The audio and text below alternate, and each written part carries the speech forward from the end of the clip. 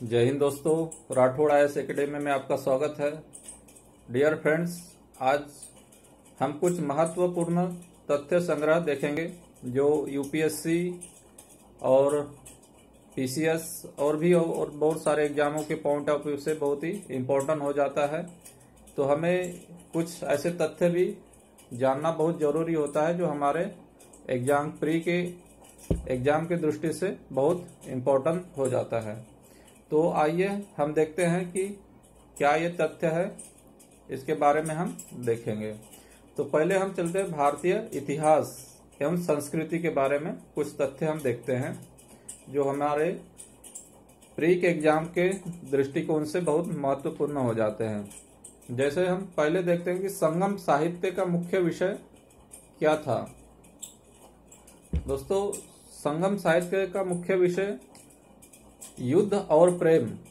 हम इस पे एक डिटेल में जब हम संगम साहित्य जब पढ़ाएंगे तो उसमें आपको समझ में आएगा कि किस तरह के इसके सब्जेक्ट डिसाइड किए गए थे और संगम साहित्य क्या है, इसकी क्या पार्श्वभूमि रही है, इस तमाम डिटेल में आपसे चर्चा करेंगे। अभी हम इस वीडियो में केवल फैक्ट्स के दृष्टि से ही हम इसे देख रहे हैं। तो संगम साहित्य में जो मुख्य विषय हुआ करता था वह युद्ध और प्रेम का हुआ करता था। किस प्राचीन शासक को 100 युद्धों का विजेता माना जाता है, जिसे समुद्रगुप्त कहते हैं। इसे भारत का नेपोलियन भी कहा जाता है। तो हम देखते हैं कि इसके काल में इसने किसी भी युद्ध में इसने पराजय का सामना नहीं देखा। तो यह इम्पोर्टेंट हो जाता है। तो तीसरा है धार्मिक वाद विवाद एवं सत्य की खोज हेतु अकबर ने इबादत खाना कहाँ बनवाया था। तो यह प्रश्न हमें अक्सर बहुत सारे एग्जामों में पूछा गया है। तो यह फतेहपुर सीकरी में उन्होंने बनवाया था। जब हम मेडावल हिस्ट्री पढ़ेंगे तो अब इसमें काफी डिटेल में आपको समझाएंगे। अकबर ने एक नए धर्म की शुरुआत की थी लेकिन वह उसमें सफल नहीं हो पाया, तो इसे फतेहपुर सीकरी में इन्होंने बनवाया था। दिल्ली गद्दी पर जब नसरुद्दीन तुगलक शासन था तब भारत पर किसने आक्रमण किया था। तो उस समय तैमूर लंग ने भारत पर आक्रमण किया था। चोल राजाओं से किस एक ने सिलोन पर आक्रमण किया था या उसे विजय किया था। तो वह राजेंद्र था, जो काफी प्रतापी राजा हुआ और उसने काफी यानी उसके बारे में बहुत कुछ अच्छी जानकारी हम जब डिटेल में आपसे पढ़ाएंगे तब आपको बताएंगे कि क्या उसमें बहुत सारे ऐसे राजा आए, राजेंद्र प्रथम, राजेंद्र द्वितीय, ये सब काफी डिटेल में आपसे उसे बताया जाएगा। नेक्स्ट जो है इब्राहिम आदिल शाह, उसकी धर्मनिरपेक्ष छवि के कारण उसकी मुस्लिम प्रजा उसे क्या कह के पुकारते थे। तो उसे जगत गुरु की उपाधि दी गई थी क्योंकि वह धर्मनिरपेक्ष एक शासक था और काफी जनता उसे जगत गुरु की उपाधि देकर भी बुलाते थे। उसे जगत गुरु की उपाधि दी जाती थी। संगम काल के सर्वाधिक प्राचीन प्रचलित देवता मरुगन का कालांतरण में इसे क्या कहा गया।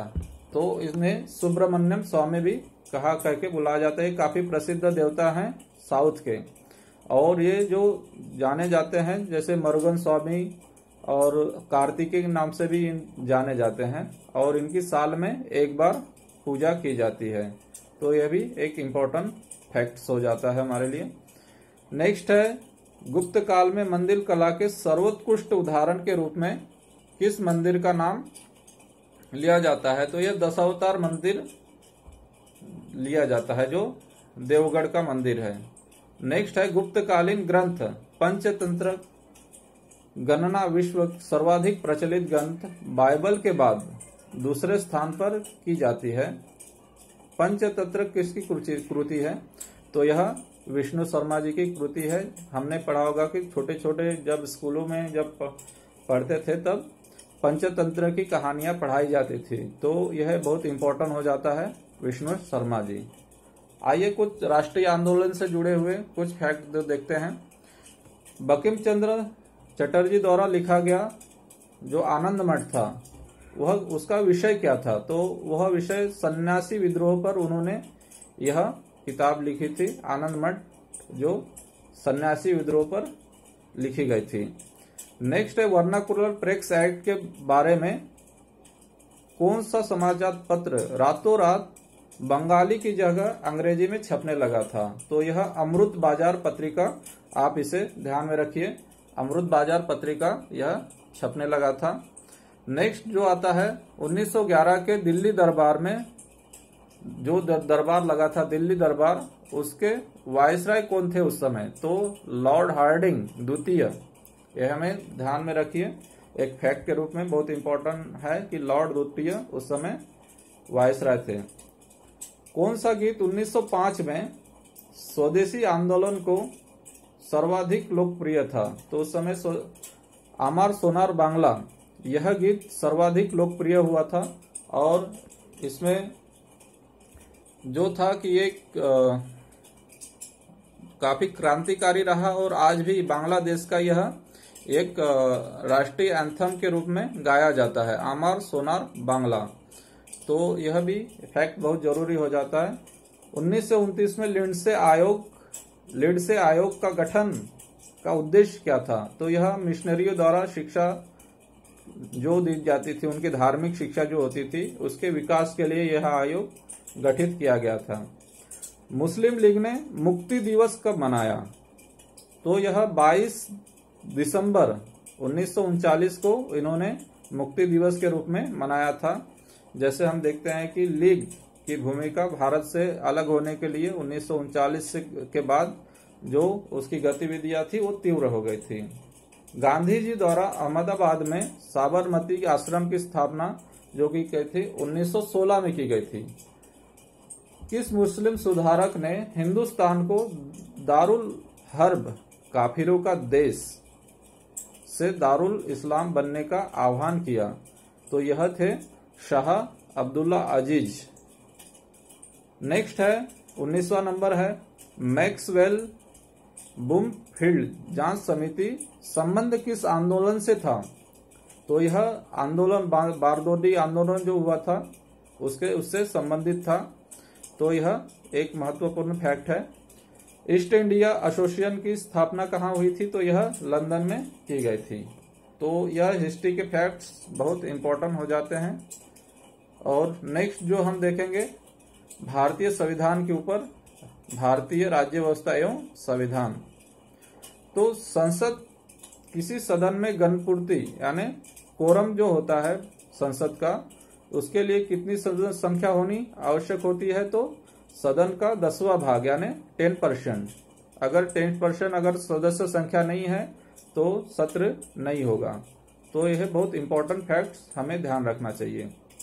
नेक्स्ट जो है उच्च न्यायालय द्वारा किस मामले में दिए गए निर्णय से मिनर्वा मिल्स मामले में दिए गए निर्णय पुनः अभिपुष्टि हुई, तो यह था केशवानंद भारती मामला। दोस्तों केशवानंद भारती मामला क्या है, इसमें हम एक डिटेल में वीडियो लाएंगे और काफी डिटेल में आपको समझाएंगे, क्योंकि ये भारत के दृष्टिकोण से काफी महत्वपूर्ण एक फैसला था, जो अभी तक के सबसे बड़ी बेंच बैठी थी संविधान की, जो सबसे बड़ी कॉन्स्टिट्यूशनल बेंच इस पे बैठाई गई थी, और भारतीय के जो बेसिक स्ट्रक्चर के बारे में इसमें बताया गया था। तो केशवानंद जी कौन थे और वो क्या था मामला, इसके बारे में हम डिटेल में इसको आप एक वीडियो के माध्यम से अच्छे से समझाएंगे। तो अभी फिलहाल इतना ध्यान रखिए कि केशवानंद भारती मामला था ये। संविधान के किस अनुच्छेद में संसद को संविधान से संशोधन करने का अधिकार वर्णित है, तो यह 368 के तहत भारतीय संविधान का संशोधन करते हैं हम। भारत में पहली बार जो राष्ट्रीय आपातकाल जो लगी थी, तो वह लगी थी 1962 में, जब चीन का आक्रमण हुआ था, तब भारत में पहली बार राष्ट्रीय आपातकाल की घोषणा की गई थी। नेक्स्ट है भारतीय संविधान में अल्पसंख्यकों की मान्यता किस आधार पर दी जाती है, तो यह मान्यता जो है कुल जनसंख्या के साथ उस वर्ग की जनसंख्या के अनुपात के आधार पर इसको डिसाइड किया जाता है। नेक्स्ट है 27 नंबर भारतीय संविधान किस न्यायालय में तदर्थ न्यायालय की नियुक्ति की व्यवस्था करता है? तो यह करता है सुप्रीम कोर्ट में, यानी सर्वोच्च न्यायालय में व्यवस्था यह करता है। संविधान का अनुच्छेद 249 किसकी शक्तियों से संबंधित है? तो यह राज्यसभा के शक्तियों से संबंधित है। तो नेक्स्ट जो क्वेश्चन है, संसद की लोक लेखा समिति के अध्यक्ष का नाम कौन निर्देशित करता है? तो यह जो स्पीकर होता है, जो लोकसभा का अध्यक्ष होता है, वह उसके अधिकार क्षेत्र में यह आता है, वह उसका नाम निर्देशित करता है। संविधान का कौन सा अनुच्छेद भारत के राष्ट्रपति को महाभियोग की प्रक्रिया से संबंधित करता है? तो यह आर्टिकल 61 है, जिसके तहत माननीय राष्ट्रपति जी को उनके पद से हटाया जाता है, उनपे महाभियोग लाया जाता है। तो यह भी एक फैक्ट इंपॉर्टेंट हो जाता है हमारे लिए। नेक्स्ट आते हैं हम भूगोल के ऊपर, जो भारत का और विश्व का भूगोल है उसके ऊपर कुछ फैक्ट देखते हैं। तो भूताप ऊर्जा पर आधारित मानवीकरण ऊर्जा संयंत्र किस राज्य में है? तो यह हिमाचल प्रदेश में स्थित है। भारत में मौसम चित्र बनाने का मुख्य कार्यालय कहाँ स्थित है? तो यह पुणे में स्थित है। मेट्रोलॉजिकल डिपार्टमेंट जो है पुणे में यह स्थित है, मौसम विज्ञान का। इस पे भी हम एक वीडियो बनाएंगे डिटेल में, तो आप अच्छे से समझेंगे कि इसके डिपार्टमेंट कहाँ कहाँ ये कैसे काम करता है। तो यह अभी फिलहाल हमें ध्यान रखना कि यह डिपार्टमेंट कहाँ पे है, पुणे में है। किन ग्रहों को सौर मंडल के अंतरिक्ष ग्रहों की संज्ञा दी जाती है? तो यह बुध है, शुक्र है, पृथ्वी है तथा मंगल, यानी इनको जो अंतरिक्ष ग्रहों की संज्ञा दी जाती है। नेक्स्ट जो है, एशिया का मृत सागर यानी डेड झील किस प्रकार घाटी का उदाहरण है? तो यह रिफ्ट घाटी का उदाहरण है। तो हम रिफ्ट घाटी क्या होती है, घाटियां कितनी प्रकार की होती है, तो हम भी जब भूगोल के चैप्टर में जब पढ़ेंगे तो आप इसमें काफी अच्छे से समझेंगे कि रिफ्ट घाटी क्या होती है। विक्टोरिया झील किस अफ्रीकी देशों के मध्य स्थित है? यह तंजानिया, केनिया और जायरे। नेक्स्ट है 36 नंबर, प्राकृतिक बाग जो उच्च घाटी में पाए जाते हैं उसे क्या कहते हैं? प्राकृतिक बांध जो उच्च घाटी में पाए जाते हैं उसे क्या कहते हैं? तो उसे तटबंध कहते हैं। नेक्स्ट है, गंगा नदी को दो प्रमुख स्रोत बताइए। गंगा नदी के दो प्रमुख स्रोत जो है, एक भगीरथी है और एक अलकनंदा। नेक्स्ट जो है, लैंसडाउन हिल स्टेशन किस राज्य में स्थित है? तो यह उत्तराखंड में स्थित है। शिव समुद्र का जल प्रपात किस नदी पर स्थित है? तो यह कावेरी नदी पे स्थित है। गुजरात की कौन सी डेयरी विश्व में विख्यात है? तो ये हमें सभी को पता होगा कि अमूल जो डेयरी है ये काफी प्रख्यात है और इसको हर राज्य में काफी यह फेमस भी है। नेक्स्ट जो आता है, पर्यावरण एवं जैव विविधता के बारे में हम देखते हैं कुछ फैक्ट्स। विश्व पर्यावरण दिवस सभी को पता है 5 जून को मनाया जाता है। पर्यावरण सुरक्षा अधिनियम को अन्य किस नाम से जाना जाता है? तो यह छाता विधान, एक छाता विधान के नाम से भी इसे हम जानते हैं। किस निश्चित क्षेत्र में प्राणियों की संख्या की सीमा जिसे पर्यावरण समर्थन कर सकते हैं कहलाती है? तो वह वहन क्षमता, उस सीमा की, उस क्षेत्र की वहन क्षमता कितनी है उससे उसकी संख्या और क्षेत्र की संख्या डिसाइड होती है।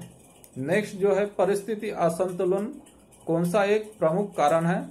तो वनोन्मूलन, यानी जब हम पेड़ों को काटते हैं, हमारे वन नष्ट हो रहे हैं, तो उसको जो हम वन हमारे जो नष्ट हो रहे हैं, तो यह हमारी परिस्थिति को, हमारे पर्यावरण को असंतुलित करती है।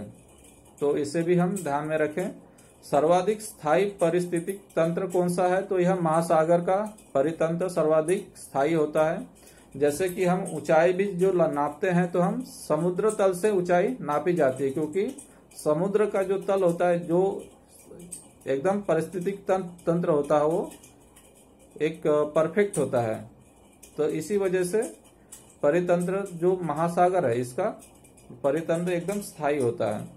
नेक्स्ट जो है, भारतीय संसद द्वारा जैव विविधता अधिनियम पारित किया गया था, तो यह दिसंबर 2002 में पारित किया गया था। इंपॉर्टेंट फैक्ट हो जाता है ये। सजीव प्राणियों और उनके पर्यावरण के साथ आपसी संबंधों के वैज्ञानिक अध्ययन को कहते हैं पारिस्थितिकी कहते हैं। जैसे कि सजीव और उनके पर्यावरण के साथ आपसी संबंध, जो वैज्ञानिक अध्ययन जो होता है, उसे कहते हैं हम पारिस्थितिकी। तो डियर फ्रेंड्स, यह फैक्ट्स आपको अच्छा लगा होगा, और इसका जो नेक्स्ट कुछ फैक्ट है हम अगले वीडियो में इसको देखेंगे। तो आई होप कि आपको यह जानकारी अच्छी लगी होगी। और यूपीएससी में तो ऐसे सवाल पूछे नहीं जाते, लेकिन हमें फैक्ट्स पता होना बहुत जरूरी है, ताकि हम जब क्वेश्चन सॉल्व करते हैं तो हमें इसकी बहुत आवश्यकता होती है। और यह जानकारी पीसीएस और छोटे एग्जामों के लेवल से भी काफी इम्पोर्टेंट हो जाती है। तो आई होप कि यह जानकारी आपको काफी अच्छी लगी होगी।